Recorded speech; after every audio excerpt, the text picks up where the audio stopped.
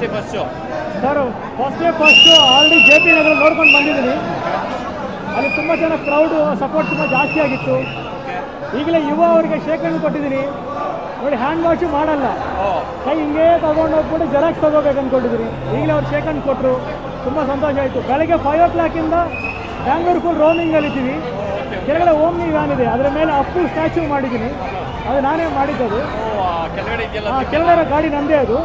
ಅದ್ರ ಮೇಲೆ ಅಪ್ಪು ಸ್ಟ್ಯಾಚ್ಯೂ ಮಾಡಿದ್ದೀನಿ. ಅದು ಮೆರವಣಿಗೆ ಹೋಗಿದೆ.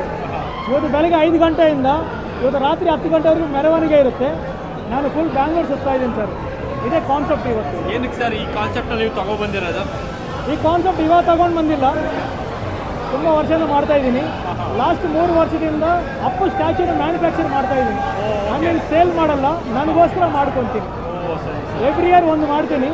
ಅವರು ಬರ್ಡೇ ದಿನ ಕಂಠೀರವ ಸ್ಟುಡಿಯೋವರೆಗೂ ಹೋಗ್ತೀನಿ, ಅಲ್ಲಿಂದ ಸ್ಟಾರ್ಟ್ ಆಗುತ್ತೆ. ಆಫ್ಟರ್ ಅದು ನನ್ನ ಆಫೀಸಲ್ಲಿ ಸೆಟ್ ಮಾಡ್ಕೊತೀನಿ. ಅಭಿಮಾನ ಇರಲಿ ಸರ್. ಸಿನಿಮಾ ನೋಡ್ತಾ ಇದ್ದಾರಲ್ಲ, ಇವಾಗ ಜನ ಎಷ್ಟು ಸೇರಿದ್ದಾರೆ, ಅದ್ರ ಬಗ್ಗೆ ಏನು ಹೇಳ್ತೀರಾ ಸರ್? Movie super. ಅವ್ರ ಎಕ್ಸಾಂಪಲ್ ಏನಂದರೆ ಅಪ್ಪು ಸರ್ ಥರ ಇವರು ತುಂಬ ಫ್ಲೆಕ್ಸಿಬಲ್ ಆಗಿದ್ದಾರೆ. ಸ್ಟಂಟ್ಸ್ ಆಗಲಿ, ಫೈಟ್ಸ್ ಆಗಲಿ, ಡ್ಯಾನ್ಸ್ ಆಗಲಿ ನೋಡಿದ್ದೀನಿ, ಎಕ್ಸ್ಟ್ರಾರ್ಡಿನರಿ ಆಗಿದೆ. ಮೇನ್ ಅವ್ರ ರಾ ಲುಕ್ ಇದೆಯಲ್ಲ, ರಾ ಲುಕ್ ಸೂಪರ್. ಆ ರಾ ಲುಕ್ ನೋಡೋದು ನಮ್ಗೆ ಅಪ್ಪು ನೋಡೋ ಥರ ಇತ್ತು, ತುಂಬ ಖುಷಿಯಾಗಿತ್ತು. ಆ್ಯಕ್ಚುಲಿ ಅಪ್ಪುನ ಮಿಸ್ ಮಾಡ್ತಿದ್ದೀವಿ, ಇವ್ರು ಬಂದು ಫುಲ್ ಫಿಲ್ ಮಾಡಿದ್ರು. ಹ್ಯಾಪಿ, ತುಂಬ ಹ್ಯಾಪಿ ಆಗಿತ್ತು ಸರ್.